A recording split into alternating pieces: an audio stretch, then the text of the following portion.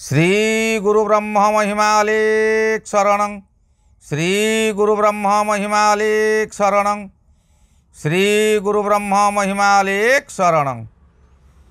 गुरु कृपा YouTube channel तरफरु आपण मानकु स्वागत जनाई आरंभ करुछि 2024 मसीहा एप्रिल मासर मासिक राशिफल। एही राशिफल आरंभ करने पूर्वरु आपण मानकु मोर अनुरोध, जेउ माने प्रथम करी आमर यही गुरु कृपा यूट्यूब चैनल को आसीछंती बा देखुछंती से माने गोटिए सब्सक्राइब करी पाखरे आसुथिबा बेल आइकन को दबाई दियंतु, जहा द्वारा आमर जेउ समय रे वीडियो अपलोड हेबो सर्वप्रथमे आपणक पाखरे पहुँची पारिबो। आपण को जणाई दिया जाउछि कि जेउ मानकर विवाह विलंब हेलानी, विवाह रे बारंबार बाधा आसुछि, चाकरी क्षेत्र रे बारंबार चेष्टा करी मध्य चाकरी होई पारु नाही, सेमाने निजर जन्म तारीख, जन्म समय, जन्म स्थान और निजर नाम आमर यही गुरु कृपा यूट्यूब चैनल मेल आईडी रे प्रेरण करंतु। ताहार सुविचार करा जाई प्रतिकार मान आपण को कुहाजिबो। आसंतु एबे जानिबा 2024 मसीहा एप्रिल मासरे सिंह राशि मासिक राशिफल। सिंह राशि राशि चक्र पंचम राशि। यही राशि सौरमंडल 120 डिग्री ठारू 150 डिग्री मध्य अवस्थित। यही राशिर अधिपति ग्रह रवि महाग्रह। सिंह राशि रे जन्मित व्यक्ति भद्र, विशाल बदन और हृदय और उच्च मना होइथांती। उत्तम गुण और लोकप्रियता मध्य उत्तम उपदेष्टा हिसाब रे ख्याति लाभ करिथांती। यही व्यक्ति आत्मबल नहीं विपत्ति आपत्ति रे अन्य लोक को साहाय्य करिथांती।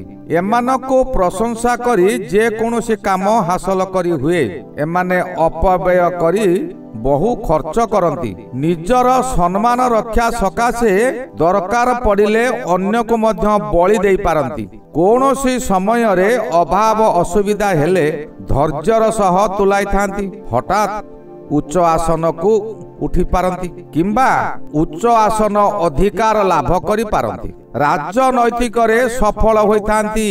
नामजादा डॉक्टर मध्य होई पारंती। एमानको प्रशंसा करी अन्य लोक माने ठकी दियंती ओ काम कराई नियंती। एही राशि 3 गोटी नक्षत्र को नै गठित, जथा प्रथम नक्षत्र हेला मघा नक्षत्र दानवगण मूषा वर्ग। केतु ग्रहर जन्म नक्षत्र। साधारणतः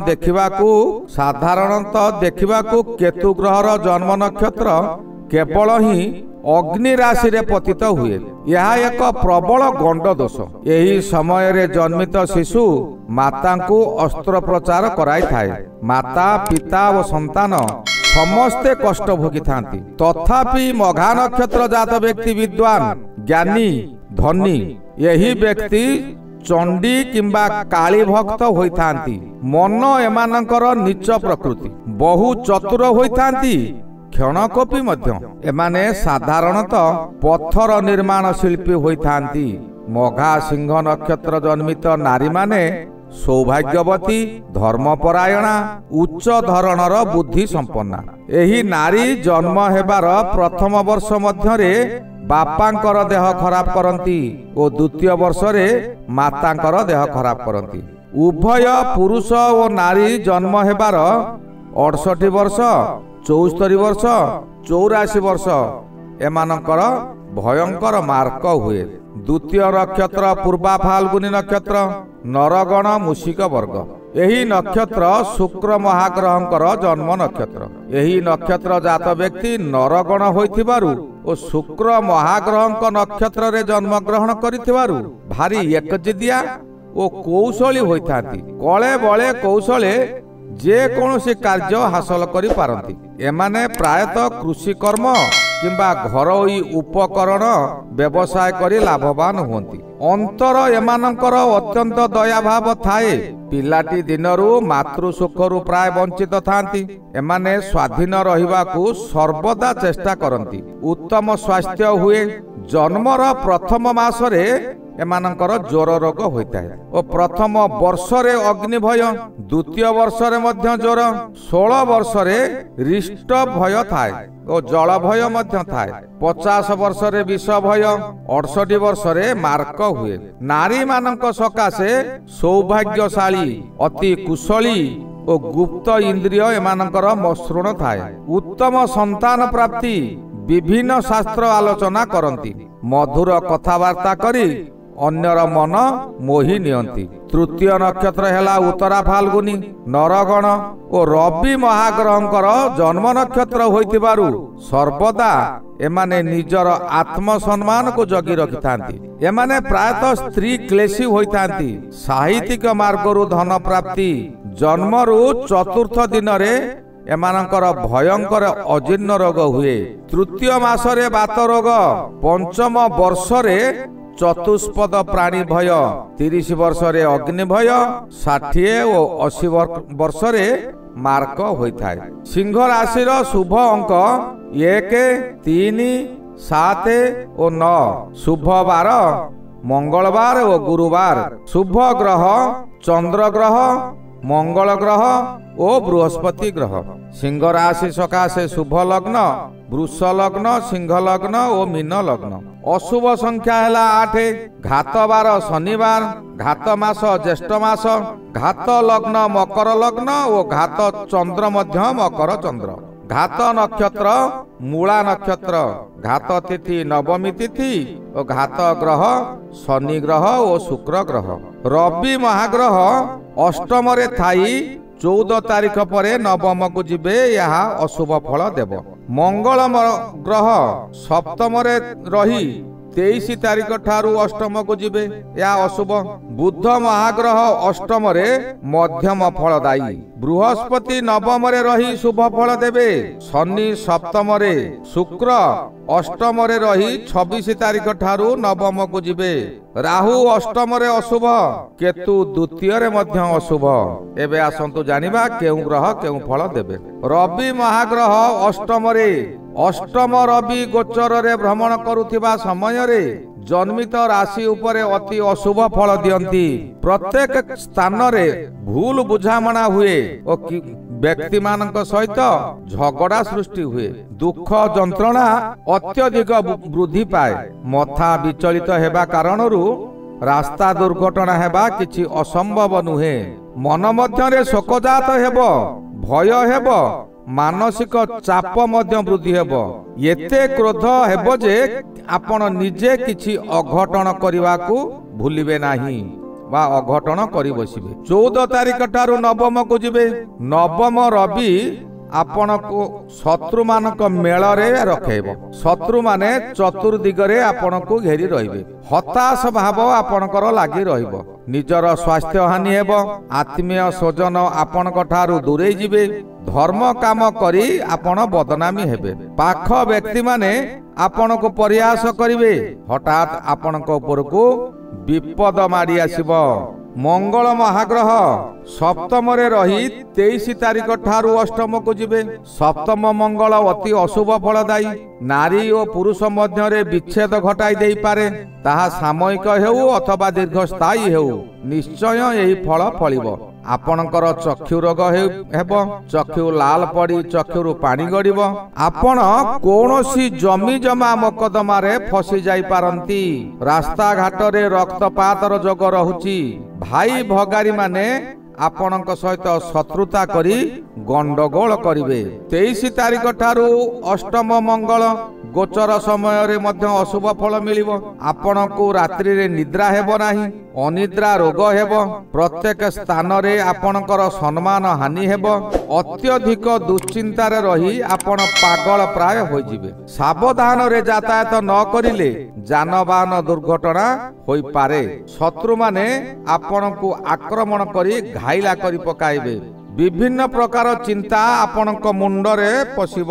बुध महाग्रह अष्टम रे सामान्य किछि शुभ फल देबे। आपण किंतु कौनसी काम करिवारे हेला करंतु नाही। प्रत्येक काम को निष्ठार सहित करि चालंतु। कर्म ही भगवान। जेउ माने निज कर्म को भगवान बोली मानी काम करुथांती सेई मानक सकाशे अष्टम बुध बहुत साहाय्य करे। काना बुध ग्रह हैला वाणी ग्रह। आपणकर कथावार्ता और व्यवहार को से संयमता करि पारिबे। आपण जे कौन से कार्य हेउ जारी रखंतु मध्यरु छाड़ंतु नाही। एही समय रे निसंतान व्यक्ति मानक पक्षे संतान लाभर जोग रहुची। अविवाहित पुत्र और कन्या मानकर विवाह प्रस्ताव आसी पारे। आकस्मिक शुभ वार्ता पाई आपण आनंदित हेबे। बृहस्पति नवम रे एका बृहस्पति जदि शुभ स्थान रे अछंती तेबे आपणकर अन्य ग्रह मानकर अशुभ फल प्रायतः कम रहे। नवम बृहस्पति आपणकर राशि ठारू कोण रे रहिचंती। आपणक सकाशे शुभ फल देबे। निज प्रतिभार प्रचार करिवे। एथि सकाशे बहु व्यक्ति आपणको सहाय्य करिवे। आपण जेउ काम करंतु से काम रे आपणको सफलता मिलिबा सकाशे आपणकर प्रिय लोक सांग साथी बा सहचर माने आपणको सहाय्य करिवे।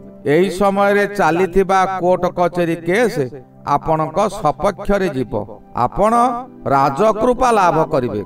कर्म क्षेत्रु उपरिस्थ ऑफिसरंक ठारू पुरस्कार पाइबे। ऑफिसरंकर प्रिय पात्र हेबे। शुक्र महाग्रह अष्टम रे रही 26 तारिख ठारू नवम को जिबे। अष्टम स्थान रे शुक्र रहितिबा स्थान समय रे आपण को आकस्मिक भावे कोनोसी जानि नथिबा स्थान रो अर्थ लाभ मिलिबो। आपणकर संपत्ति दिन को दिन वृद्धि पाइबो। एही समय रे विशेष करी कौनसी नारी द्वारा आपण लाभान्वित हेबे। नारी मानकर केंद्र बिंदु पालटि जिबे। किंतु सावधान होइथिबे। निजको संयत न रखिले आगामी समय रे आपण विपद रे फसी जिबे। शनि सप्तम रे अशुभ। किंतु एही शनि सिंह राशि सकाशे संपूर्ण अशुभ करि पारिबो नाही। कारण वर्तमान कुंभ राशि रे शनि रही शनि कुंभा जोग सृष्टि करुछंती। शनि कुंभ राशि रो अधिपति किंतु सिंह राशि रो शत्रु। शत्रु ग्रह सप्तम रे रहिले सर्वदा राशि ठारू सप्तम स्थान होची शत्रु स्थान। तेणु शत्रु ग्रह वर्तमान बलवान रही आपण को बेसी अशुभ रे पकाई पारिबे नाही। विभिन्न स्थान को आपण यात्रा करिवे।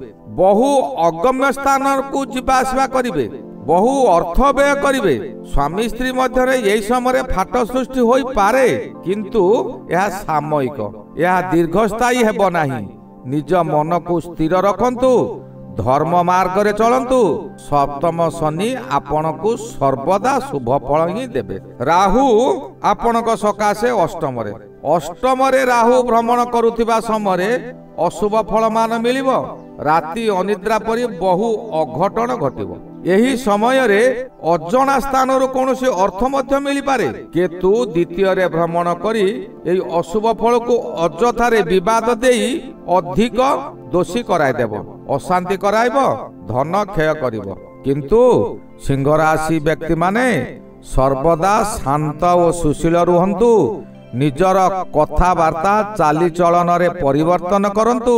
जेउ ग्रह माने अशुभ अछंती से माने अशुभ फल देई पारिबे नाही। कारण आपणकर बृहस्पति रहिचंती नवम रे। नवम बृहस्पति समस्त ग्रहंकर अशुभ फल को खंडन करि देबे। आपण सत मार्ग रे चालंतु। प्रत्येक दिन प्रातः स्नान करी ब्राह्म मुहूर्तरु प्रभुंक ठारे शरण जांतु। एही गला 2024 मसिया एप्रिल मासरे सिंह राशि मासिक राशि फल। यार परवर्ती राशि कन्या राशि विषय आलोचना करिवा। श्री गुरु महिमा अलेख शरण। श्री गुरु महिमा अलेख शरण। श्री गुरु महिमा अलेख शरण।